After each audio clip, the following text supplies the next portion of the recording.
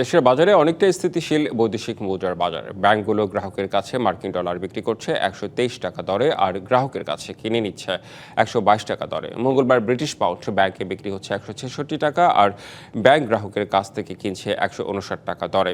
প্রতি ইউরো ব্যাংকে বিক্রি করছে 146 টাকা আর কিনছে 142 টাকায়। এছাড়াও দেশের ব্যাংকগুলোতে সৌদি রিয়াল বিক্রি হচ্ছে 32 টাকা 80 পয়সা আর ব্যাংকগুলো গ্রাহকের কাছ থেকে কিনছে 31 টাকা দরে। আজ ইউএই দিরহাম বিক্রি হচ্ছে 33 টাকা 30 পয়সা আর ব্যাংক কিনছে 32 টাকা দরে। মালয়েশিয়ান রিঙ্গিত বিক্রয় 31 টাকা 50 পয়সা আর ক্রয় দর 30 টাকা।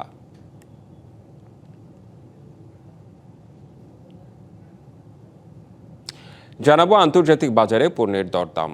আন্তর্জাতিক বাজারে উঠানামা দেখা গেছে বিভিন্ন পণ্যের দামে। কমেছে স্বর্ণের দাম, প্রতি ট্রয় আউন্স স্বর্ণ আজ বিক্রি হচ্ছে $4,700 দরে।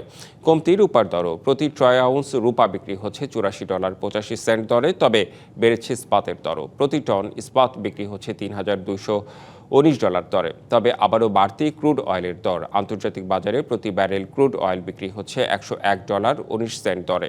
কমতি কয়লার দর, প্রতি টন কয়লা আজ বিক্রি হচ্ছে $130.85 দরে।